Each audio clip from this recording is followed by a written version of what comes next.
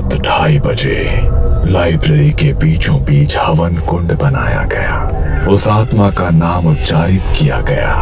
उसके लिए नए कपड़े, दिया और जल लाया गया। डॉक्टर सिद्धार्थ ने रिकॉर्डर ऑन रखा। बाबा ने उस आत्मा के अंतिम संस्कार की विधि पूरी की और उसे मुक्ति दिलाई। इसके बाद लाइब्रेरी में शांति हो गई। ईएमएफ मीटर भी शांत हो चुका था और रिकॉर्डर में भी अब कोई हलचल नहीं थी। रात के ठीक 12 बज चुके थे। कॉलेज पूरा अंधेरे में डूबा हुआ था। पुरानी लाइब्रेरी के दरवाजे के सामने 4 परछाइयां खड़ी थी। दरवाजा खोलते ही सड़ी हुई किताबों की गंध और नमी भरी हवा बाहर आई। ये जगह बहुत समय से बंद है, पर ऐसा लगता है कोई यहाँ आता है। ईएमएफ मीटर अचानक तेज आवाज करने लगा। टिक टिक टिक। सर, ये तो अभी शुरू हुआ है। हाँ, और ये सिर्फ शुरुआत है। कॉलेज के सीनियर्स नए स्टूडेंट्स को समझा रहे थे। एक नियम याद रखना, 3rd फ्लोर वाली लाइब्रेरी के पास मत जाना। दिन में भी नहीं और रात में तो भूल कर भी नहीं। क्यों? वहाँ कोई है। ना कोई नोटिस, ना कोई चेतावनी बोर्ड, बस डर जो हर साल पिछली बैच से अगली को सौंप दिया जाता था। कुछ लड़कियों ने एक दूसरे का हाथ कसकर पकड़ लिया। सबके चेहरों पर बस डर का भाव था, पर उसी भीड़ में अभय सबको देख रहा था। वो डरा नहीं, बस सोच रहा था। अभय की आंखों में वो चमक थी जो डर से नहीं, जिज्ञासा से पैदा होती है। अगर सच में वहाँ कुछ है तो आज तक किसी ने पता क्यों नहीं लगाया?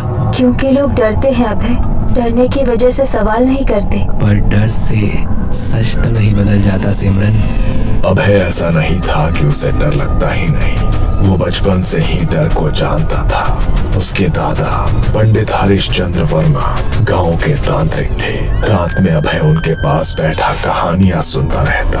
हर परछाई भूत नहीं होती और हर डर झूठ नहीं।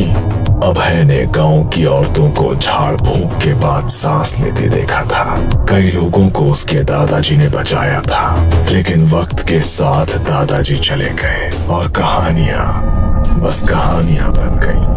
पर अभय के लिए वो सब अब भी सवाल थी। कुछ दिन बाद कॉलेज कैंटीन में 4 दोस्त बैठे थे। यार, उस लाइब्रेरी की बात मत छेड़, वरना रात को नींद नहीं आएगी। सीनियर्स बेवकूफ नहीं होते अभय। कुछ तो हुआ होगा। हाँ, कुछ हुआ होगा, इसीलिए तो जानना जरूरी है। और अगर सच में कुछ हुआ तो हम जानेंगे और उस पर यकीन कर लेंगे, पर कम से कम हमें सच्चाई तो पता चलेगी। लेकिन वो तीनों अब भी डरे हुए थे। तब अभय ने अपने बचपन की बातें बतानी शुरू की। मेरे दादा तांत्रिक थे।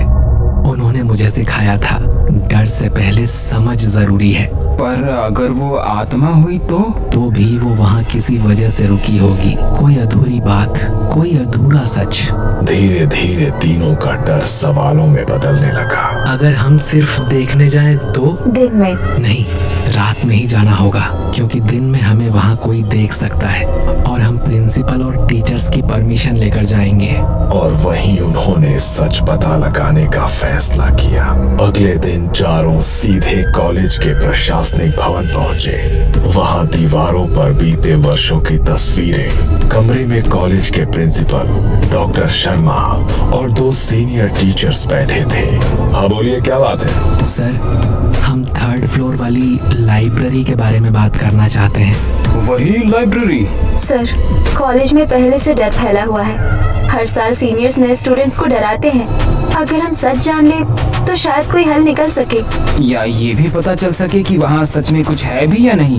तुम लोग यहाँ पढ़ने आए हो, यहाँ से खोजने नहीं। लेकिन सर, अगर वहाँ सच में कुछ हुआ है? बस उस जगह को छेड़ना पूरे कॉलेज के लिए खतरा है। डर फैलेगा, पढ़ाई प्रभावित होगी और जवाब हमें देना पड़ेगा। सर, डर पहले से है, बस अनजान है। अगर वजह पता चल जाए तो शायद सब ठीक हो जाए। नहीं अभय, कुछ सवालों के जवाब नहीं होते। प्रिंसिपल कुछ पल चुप रहे, फिर धीरे से बोले, तुम्हें एक बात बताता हूँ, जिसके बाद तुम ये ख्याल शायद खुद छोड़ दोगे। करीब 12 साल पहले एक जूनियर लाइब्रेरियन था शेखर। शेखर को रात की शिफ्ट मिली थी। एक सुबह वो लाइब्रेरी के अंदर बेहोश मिला, आंखें खुली थी पर बोल नहीं पा रहा था।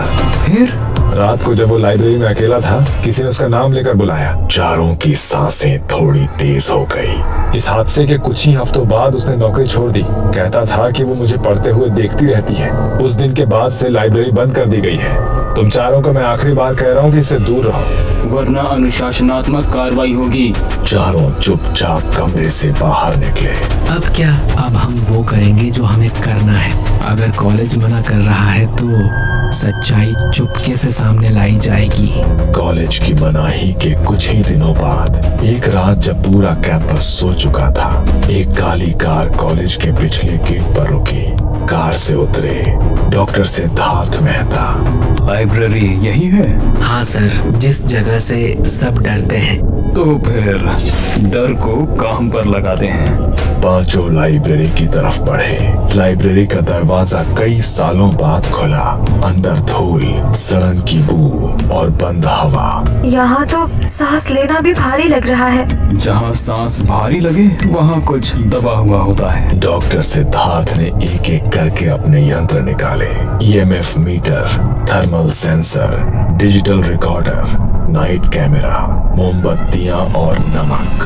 हमारे अलावा कोई भी आवाज होगी वो रिकॉर्ड होगी। पहली रात जैसे ही EMF मीटर ऑन हुआ, बीप बीप बीप, मीटर की सुई अचानक ऊपर गई। सर, अभी तो कोई वायर भी नहीं है यहाँ। बिल्कुल, यही हमें देखना है। अचानक लाइब्रेरी की ट्यूबलाइट जली और 1 सेकंड में बुझ गई। अमन ने टॉर्च जलाई पर वो भी डिम होकर बुझ गई। मेरी टॉर्च बाहर तो चल रही थी। कुछ जगहें रोशनी बर्दाश्त नहीं करती। उस रात वो ज्यादा समय तक वहाँ नहीं रुक सके। सुबह होने से पहले उन्हें लाइब्रेरी से बाहर निकलना पड़ा। दूसरी रात डर तैयार था। कैमरे सेट थे, रिकॉर्डर ऑन था। तभी एक किताब अचानक शेल्फ से गिरी, फिर दूसरी, फिर तीसरी। ये किताबें कैसे गिरी?